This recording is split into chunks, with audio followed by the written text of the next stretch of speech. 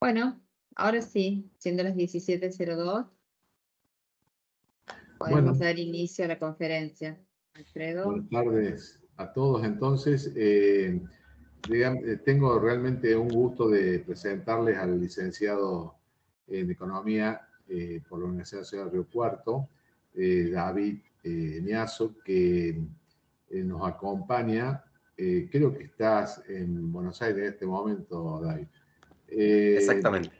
Bueno, y nos va a presentar un trabajo que se trata de la actualidad de las cadenas agroindustriales y su aporte a la economía argentina. Decirles que David, además de ser economista, es jefe de la Fundación Agropecuaria para el Desarrollo de Argentina, FADA. Entre otras actividades, también es coordinador de la Mesa de Carnes y consultor del Banco Mundial. Así que bienvenido, David. Nos quedamos todos escuchándote y, por supuesto, al final, los participantes de la reunión, si quieren hacer algunas preguntas a David, van a poder hacerlo. Así que, bueno, cuando quieras, David, adelante. Bueno, buenísimo. Muchas gracias por la invitación para estar acá acompañándolos.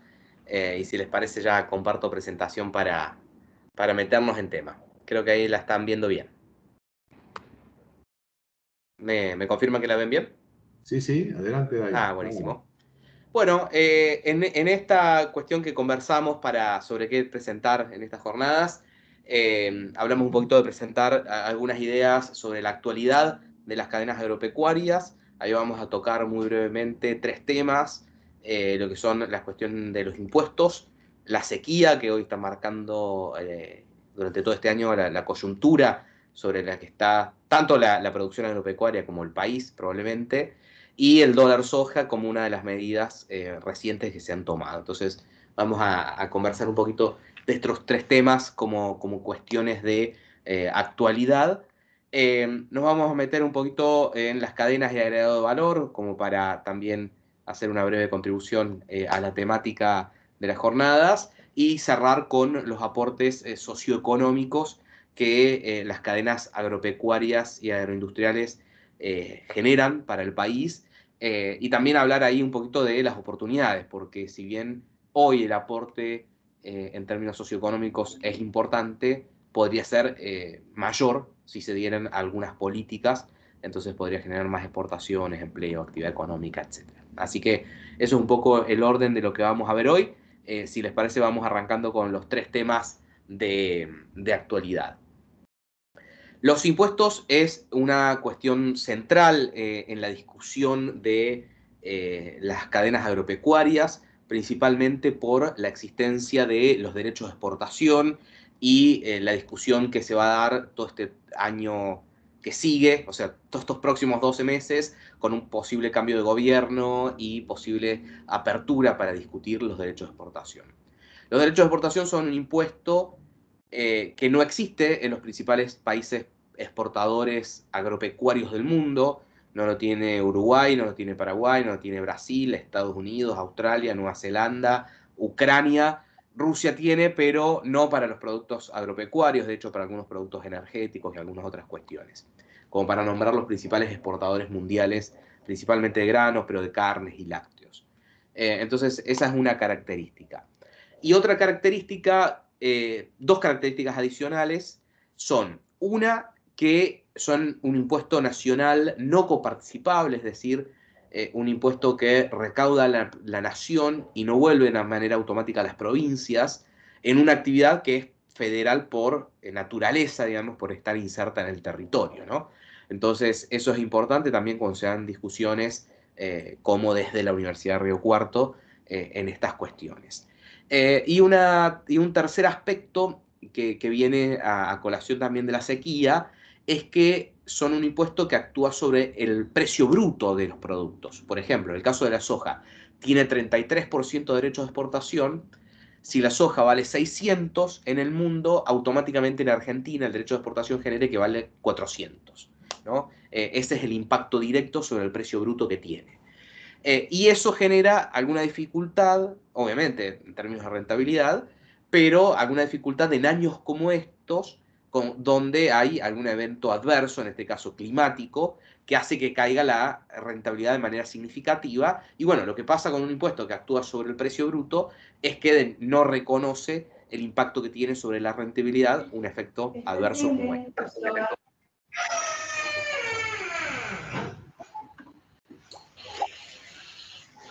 Bien, bueno. Mientras que otro impuesto más lógico, como el impuesto a las ganancias, sí tiene en cuenta estos efectos, digamos, ¿no? Esto genera, por ejemplo, este es un informe que desde FADA publicamos de manera trimestral, que mide la participación del Estado en términos de los impuestos sobre la renta agrícola de los 4 principales cultivos. La renta agrícola se entiende como el valor bruto de producción que genera esa hectárea a valor internacional, menos los costos de producción, comercialización, fletes. Eso es la renta, ¿no? Este indicador para el mes de marzo, que ya tiene el efecto sequía, no el efecto completo, porque en marzo, cuando hicimos estos números, pensábamos que la sequía no iba a ser tan severa como después se empezó a ver en los rindes, pero termina generando que el Estado capture el 79,1%, casi el 80%, de la renta agrícola en el promedio nacional. Y si vamos a cultivos como la soja, que tienen mayor participación de derechos de exportación, al 94% de la renta, ¿no? Entonces, lo que tiene esta estructura tributaria es que en momentos, de nuevo, adversos, en este caso sequía, podría haber sido alguna otra cuestión climática o caída de precios, en lugar de reconocer en el impuesto la caída de la rentabilidad, termina generando una mayor presión, justamente en un momento donde el capital de trabajo se ve gravemente afectado. Y le decía, de este 79,1, el principal tema de discusión son los derechos de exportación. Si uno analiza por jurisdicción cómo se componen estos impuestos que paga la producción agrícola, ve que 3/4 partes son impuestos nacionales no coparticipables.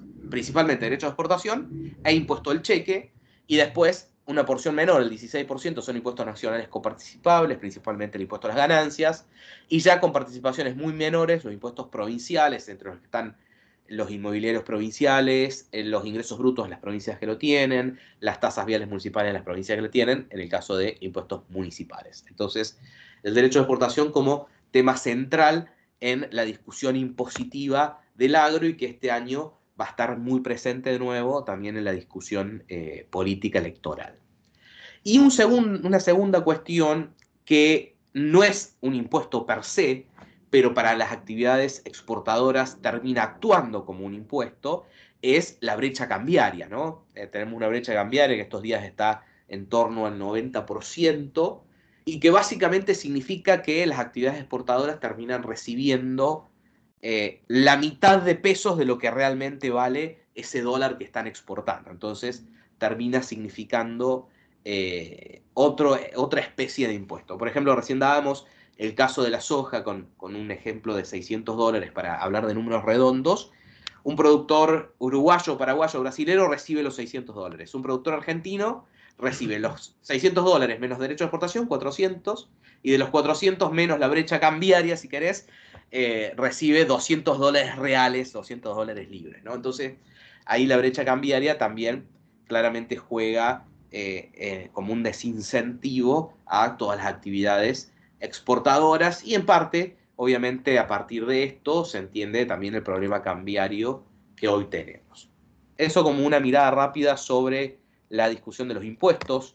Para seguir con la actualidad, y decíamos el principal tema de coyuntura hoy es la sequía. Argentina ha atravesado, ya estamos en el momento de cosecha, una de las peores sequías de la historia, donde la producción va a caer cerca de un tercio. En total vamos a terminar perdiendo cerca de 46 millones de toneladas, parte ya confirmado en el caso del trigo, y a terminar de confirmar cuánto terminamos perdiendo en el caso de soja y maíz, al compararlo con el año pasado, que tampoco fue una producción excepcional, porque también tuvimos año niña, no tan complicado como este, pero tampoco lo estamos comparando con una producción récord. En términos del valor de la producción y de las exportaciones, estamos hablando de que las exportaciones van a caer 23.000 millones de dólares, ¿no? Ese es el faltante de dólares que va a generar la sequía este año, lo cual también significa un gran desafío en el frente cambiario para la economía. Recién hablamos de derechos de exportación, esto le va a quitar unos 5.400 millones de dólares de recaudación también al gobierno nacional, y los productores van a terminar teniendo un menor ingreso disponible de 18.000 millones de dólares, lo cual es muy significativo pensando en las campañas que vienen, en la disponibilidad de capital de trabajo para la inversión de las campañas que vienen. Como para comparar qué significa ese valor, bueno, anualmente se invierten 2.200 millones de dólares en maquinaria, ¿no? O sea, apenas cerca del 15% de la pérdida es lo que anualmente se invierte en maquinaria agrícola. En los principales fertilizantes se invierten 2.500 millones de dólares anuales. En fitosanitarios, 4.000 millones de dólares anuales. O sea, estamos hablando, si lo comparamos con distintas cuestiones del mercado de insumos y de inversión del agro, de valores de pérdidas muy significativos. Estamos hablando de que de una liquidación de divisas que el año pasado rondó los 40.000 millones de dólares, que había sido prácticamente el doble de lo que fue 2022 y un 80% más de lo que había sido el promedio 2016-2019, pero que fue récord, e incluso con ese récord tuvimos problemas cambiarios, llegamos a fin de año con 2 ediciones del dólar soja en términos de reservas internacionales.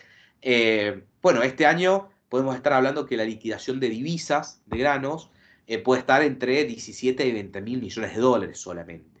Donde también, además del efecto sequía, en el segundo semestre entra también el efecto cambio de gobierno, ¿no? Donde con un tipo de cambio atrasado, una brecha cambiaria cercana al 100%, se puede estar esperando una posible unificación cambiaria con el cambio de gobierno, y eso genera también expectativas a esperar a vender a un mejor precio, ¿no? Entonces, eso también genera su efecto en el ritmo de comercialización. Pero bueno, estamos hablando de un escenario cambiario muy desafiante para este 2023, que creo yo que hemos visto en este mes una primera cuota de varias cuotas que vamos a ver durante todo el año, sobre todo arrancando el segundo semestre. El dólar soja un poco viene en el marco de esta restricción en el mercado cambiario. Se vienen perdiendo reservas internacionales netas. Al inicio del dólar soja, el Banco Central solamente tenía 1.400 millones de dólares de reservas netas. Eso se ha ido deteriorando en estos últimos 20 días de vigencia del dólar soja. Pero bueno, básicamente en ese esquema es que el gobierno decide tomar una medida como es el dólar soja, ¿no? Una situación de escasez de reservas y de crisis de reservas que no tiene ningún escenario de mejora en los meses subsiguientes, entonces busca un mecanismo para incentivar o adelantar futuras ventas para tratar de generar algún mayor ingreso de divisas para sostener las reservas. Esto se enmarca en un proceso de atraso cambiario muy significativo que se dio a partir de principios de 2021 y persistió hasta septiembre, octubre de 2022, donde esto era el tipo de cambio de febrero, 192 pesos, si ajustábamos por inflación el tipo de cambio oficial, ese valor estaba en los mismos niveles previos a lo que significaban los 17 pesos, si se acuerdan, de principios de 2018, antes de las devaluaciones de 2018-2019, ¿no? Entonces, ese desincentivo a vender y ese desincentivo a las exportaciones, además de la brecha, tiene mucho que ver con un tipo de cambio oficial que se fue retrasando respecto a la inflación, y donde justamente este año también va a estar muy jugada esa carrera entre una inflación corriendo por encima del 7 y un tipo de cambio oficial que después de todo este atraso no se puede seguir quedando atrás, pero en el intento de que no se quede atrás el tipo de cambio oficial y de seguir algún tipo de crawling peg, también genera su propia inercia inflacionaria, ¿no? El dólar soja, decíamos, desde el punto de vista del gobierno, necesita dólares en el corto plazo. El problema es que aún si el dólar soja es exitoso, van a faltar el resto del año, ¿no? Porque simplemente lo único que se hace es tratar de adelantar. Hablo de dólar soja, si bien se habló de dólar agro, porque el grueso de los dólares lo va a aportar la soja, ¿no? El resto puede generar algún aporte, pero lo significativo viene por la soja. Por eso sigo hablando de dólar soja cuando la medida se conoció como dólar agro.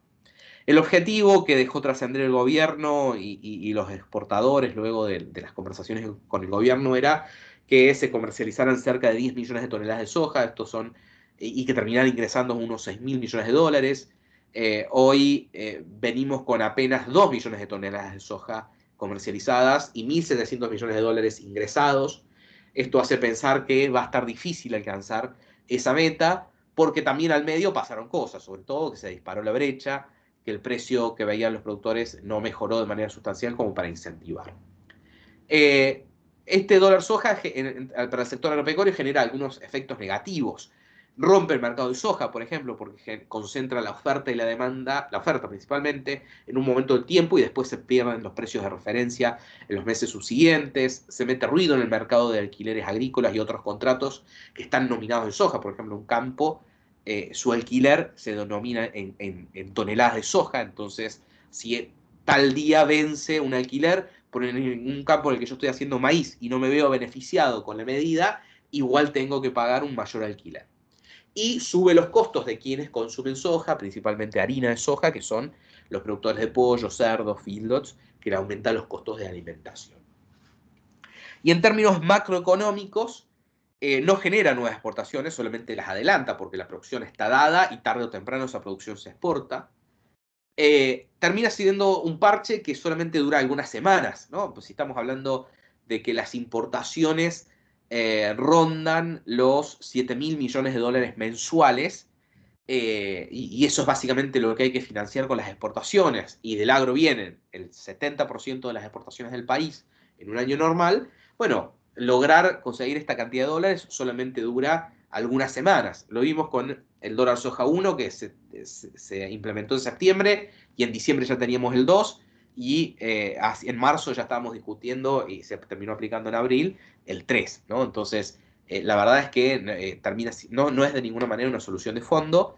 Y un punto muy importante es que es muy inconsistente de lo monetario, porque básicamente el Banco Central paga más pesos por un dólar que después se lo vende más barato a los importadores, porque no es que el Banco Central retiene esos dólares, sino que los va perdiendo al mismo tiempo. Entonces es inconsistente de lo monetario porque implica emisión monetaria espuria, que es básicamente echarle más leña al fuego de la inflación y la brecha. Estas tres cosas como para hacer un repaso rápido de los temas de actualidad, que creo que son los principales temas que hoy están en la agenda agropecuaria y están en la agenda de discusión política hacia adelante de cómo salir o cómo aplicar hacia el futuro. Un pequeño aporte sobre las cadenas y el agregado de valor. Un primer punto que les quería mostrar, nosotros en FADAS publicamos de manera anual un trabajo donde medimos el aporte del agro al Producto Interno Bruto. Esto es año 2021, justamente estos días estamos terminando de cerrar el año 2022. Sin ir más lejos, ahí después vamos a ver un número, pero primero, antes de hablar de valor agregado, una pequeña digregación. Que el sector primario, la producción de granos, también es valor agregado, ¿no? Tratar de explicar que no solamente la industrialización es valor agregado, la propia producción primaria de los granos es valor agregado, desde dos puntos de vista. Uno, desde el punto de vista, si se quiere, contable, que es lo que mide por ahí el valor agregado bruto, donde vemos que si hacemos la división, el valor agregado bruto sobre el valor bruto de producción, es cuánto agrega el eslabón respecto a la facturación bruta del eslabón. El eslabón primario agrega un valor equivalente al 49%. Mientras que el eslabón industrial, por ejemplo, agrega un 35%. ¿no? Entonces, en realidad, hasta en términos contables, es mayor el agregado de valor que genera la producción primaria que el que genera la industrialización. ¿no? Eso como para, bien visto, si se quiere, desde el punto de vista de la contabilidad nacional. Y después también desde el punto de vista de la tecnología, etc. Hoy un grano que se siembra Es un grano que tiene muchísima investigación genética, de los cuales en Argentina también es líder. Entonces hay muchísima genética metida en ese grano. Hay insumos industriales como son los fertilizantes, los fitosanitarios. Se siembra con maquinaria agrícola, pero que utiliza agricultura de precisión. Hay siembra variable, fertilización variable, agricultura por ambientes, donde de acuerdo a las calidades del suelo y a los rindes pasados, se ajusta todo eso, digamos, se usan imágenes satelitales, digamos, simplemente tratar de comunicar que ese eslabón primario que uno normalmente analiza como primario, como commodity, en realidad ya tiene muchísimo valor agregado adentro, tanto desde el punto de vista meramente contable, entendido sobre el valor que se produce y los insumos que le pongo, cuánto valor agregué, como desde el punto de vista realmente de toda la tecnología que hoy tiene. Ese es un pequeño agregado al respecto. Después, cuando uno piensa en agregado valor y en dejar de exportar granos y empezar a exportar más productos con valor agregado, más productos industrializados. De hecho, por ejemplo, en el caso del trigo, Argentina, en el trigo y el maíz los números son muy similares. Argentina exporta 2/3 partes como grano, ¿no? Directamente, no como harina, no como carnes. Esa es una discusión típica en torno al valor agregado. Pero cuando uno empieza a analizar un poco, también lo que termina viendo es que el valor de los granos dentro de los precios finales termina siendo no tan significativo, o el valor de los granos o el valor de la producción primaria no termina siendo tan significativo en los precios finales. Nosotros a este trabajo que lo estoy mostrando en este momento para ejemplificar lo que estoy diciendo, en realidad lo hacemos para mostrarle a la sociedad qué hay atrás de lo que compra un kilo de pan, un litro de leche, un kilo de carne, y también mostrar muchas veces o desmitificar. Muchas veces sube el trigo y culpa de eso se dice que sube el pan, pero el trigo solamente representa el 13% del precio final del pan. Con ese fin se hace este trabajo, pero también servía para ejemplificar cuestiones como esta. El número, por ejemplo, en un fideo seco también es parecido, ¿no? Es cerca del 15% del trigo. Con esto quiero decir que por más que uno tenga mucha producción primaria, que sea muy competitivo en precio, en producción, en ese producto, también lo que necesita mucho es ser muy competitivo en todos los otros tanto eslabones de producción, comercialización, como también en la estructura tributaria que tiene el país. Y después entran las cuestiones cambiarias, etcétera, ¿no? Pero para uno poder exportar productos con mayor valor agregado, más industrializados, no solo necesita esta producción primaria que ya tenemos con alta competitividad todo, sino que también necesita trabajar en los otros puntos para que esa exportación realmente venga desde una perspectiva genuina de que el país es competitivo en toda la cadena, es competitivo en términos internacionales para poder exportar eso, y no que ese agregado de valor sea en detrimento de algunos de los eslabones, como ha pasado muchas veces con el caso justamente del trigo y el maíz, que se le ponen retenciones, se les restringe la exportación para que artificialmente baje su precio interno, en parte con este objetivo de llegar con un menor precio de los alimentos a las góndolas, lo cual no es del todo cierto por la muy baja incidencia que tienen los granos en los precios de los alimentos, y también con esta excusa de promover el agregado de valor disminuyendo el valor de la materia prima. Esto es el caso del pan. En el caso de la leche, por ejemplo, la producción del tambo representa solamente el 32% del precio final. Representa un poco más, por ejemplo, en el caso de la leche entera, perdón, de la leche en polvo. Y en el caso de la carne, si uno suma la cría, que vendría a ser el ternero, más el feedlot, también menos del 50% del precio final de la carne que uno paga es realmente lo que es campo, si se quiere. Y acá estamos hablando de dos productos, leche y carne, que ya son valor agregado, ¿no? Son valor agregado sobre los propios granos. Eso solamente como para dejar ahí un mensaje en torno a eso. Y después también una realidad a la hora de entender este deseo que todos tenemos de agregar mayor valor a la producción, porque eso significa exportar productos más caros, significa, o sea, exportar más valor, significa exportar más trabajo argentino, porque claramente si le agrego una etapa de transformación más, es más inversión y más trabajo que le estoy metiendo a ese producto. O sea, es un objetivo de todos, seguramente lo que estamos hoy escuchando y del país en términos estratégicos, pero solamente quería mostrar también algunas de esas dificultades que hay al momento de hacerlo. Y una dificultad al momento de hacerlo es que no es solamente nuestra decisión, sino también es la de nuestros compradores.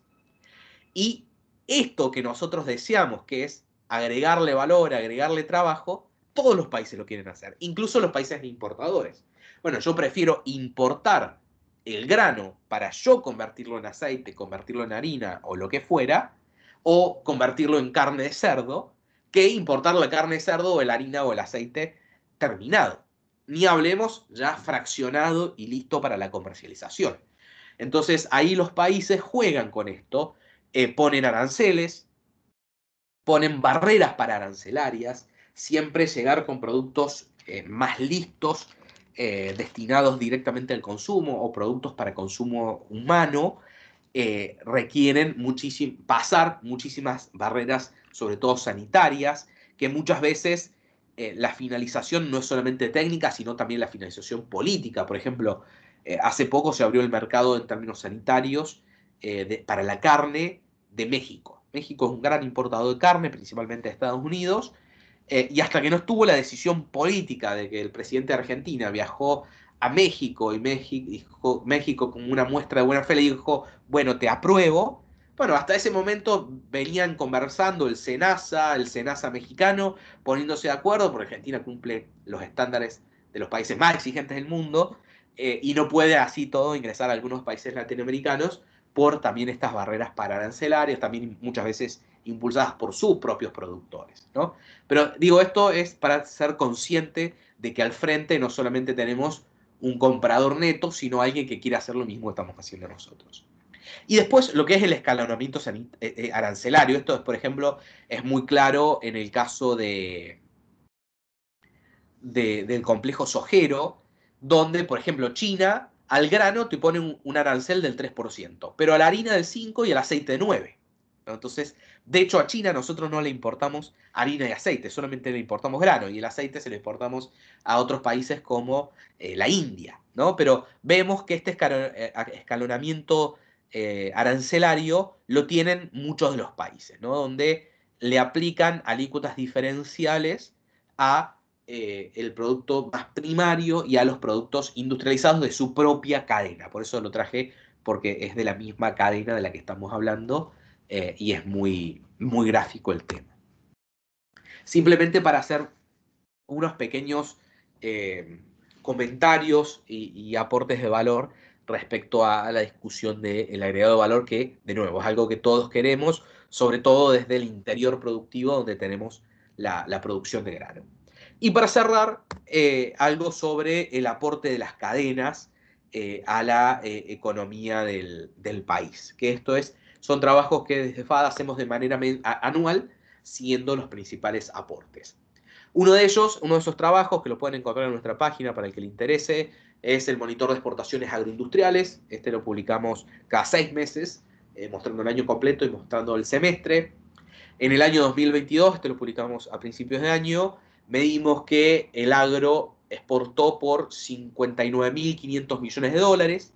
Eso representó el 67% de las exportaciones argentinas. Los principales complejos exportadores fueron la soja, el maíz, el trigo, el complejo bovino, el girasol, el pesquero, la cebada, y después con participaciones más chicas, complejo lácteo, vitivinícola, del maní, forestal, limón, legumbres, peras y manzanas, arroz, ovino, yerba, etcétera, el resto de los productos en general de las economías regionales. Argentina es el principal exportador mundial, o está dentro de los principales en muchos de los productos, el principal exportador mundial de maní, de aceite de limón, de aceite y harina de soja, de porotos, el segundo exportador de yerba, el tercero de lácteos, el cuarto de peras, de girasol, el quinto de ovinos del complejo pesquero, como para nombrar algunos de los primeros puestos que ocupan las exportaciones de los productos argentinos. Y también algo que se ve muy claramente es el alto nivel de inserción internacional o el alto sesgo exportador que tienen gran parte de las cadenas. Por ejemplo, en la cadena del té, Argentina exporta el 94% de la producción. En la del maní, en un año normal, el año pasado no fue del todo normal, se exportó solamente el 59%, pero en un año normal está arriba del 80%. En el limón exportamos el 85% de la producción. En cebada también el 85%. La soja también se termina exportando el 84% de la producción. En todos estos casos, ya sea como producto primario o como producto transformado. En el maíz el 69%, peras el 42%, legumbre el 62%, trigo el 67%. Como vemos, más 2/3 partes de las cadenas agropecuarias, agroindustriales, más del 50% de su producción es hacia la exportación, ¿no? Entonces, hay un gran nivel de inserción internacional, son cadenas netamente exportadoras, por eso son tan importantes para todas estas cadenas y los empleos que generan, etcétera, las políticas en torno a la exportación, los derechos de exportación, el tipo de cambio, la brecha, las restricciones a las exportaciones. Por eso, de hecho, van a ver que lo que acabo de decir lo nombré varias veces a estos puntos, porque son temas centrales en cadenas que en promedio destinan más de la mitad de su producción a la exportación. Y un tema importante, que además de representar el 67% de las exportaciones del país, un tema central es que cuando uno hace por sectores la balanza comercial, el saldo comercial, es uno de los muy pocos sectores, y por lejos en términos de volumen, que tiene un saldo comercial positivo. Porque muchos de los otros sectores que exportan también importan, entonces eso genera que su saldo no sea positivo. No tienen por qué todos los sectores tener saldo positivo, pero esto es para explicar que en realidad las cadenas agroindustriales, si bien representan el 67% de las exportaciones del país, representan más del 90% de las divisas netas que generan las cadenas que generan dólares netos, ¿no? Después, bueno, esto fue una forma, mirando la comunicación, de tratar de generar una comunicación sobre el aporte al PBI.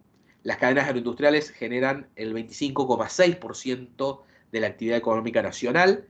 Eso está compuesto básicamente 1/3 por la producción primaria, 1/3 por la producción industrial, agroindustrial, y 1/3 por todo lo que es logística, transporte, servicios, etcétera, ligados a la producción agropecuaria agroindustrial. Entonces, 1/4 del PBI nacional lo generan las cadenas agroindustriales y también generan cerca de 1/4, en este caso el 24% del empleo privado. Estos son 3.700.000 puestos de trabajo, esto es tanto formal como informal, ahí el principal generador de empleo es la cadena bovina, que está presente en todas las provincias, tanto en las cabañas, la cría, la recría, los feedlots, los frigoríficos, los consignatarios, las carnicerías, etc. El segundo es un gran grupo de frutas, verduras, hortalizas y legumbres, que es difícil de desagregar por el nivel de agregación que presentan las estadísticas, y después la cadena de trigo, la cadena de soja, de maíz, etc.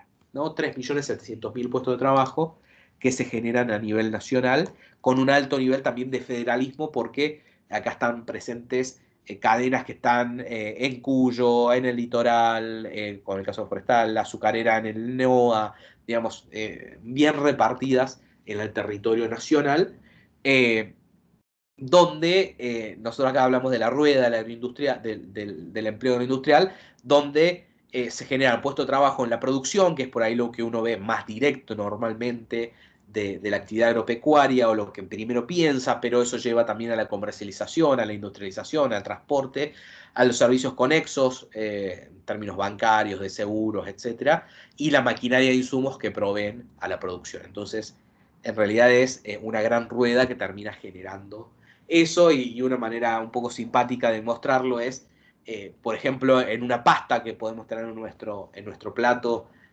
un día de la semana, hay muchísimo empleo, veterinarios, agrónomos, investigadores, contratistas, productores trabajando en la etapa primaria de la producción de ese trigo, molineros, aceiteros, tamberos, personal de la industria frigorífica, de la industria láctea, en el caso del queso, trabajando en la industrialización, y después administrativos, mantenimiento, limpieza, comerciantes, transportistas, dándole soporte a todas esas cadenas, ¿no? Entonces, en un plato de comida rápidamente tenemos múltiples cadenas productivas y miles de puestos de trabajo atrás, ¿no? Como una forma de tratar de demostrar esa idea del aporte de lo que generan las cadenas. Eso es todo, no me quería extender mucho más en tiempo, así que muchas gracias por la atención.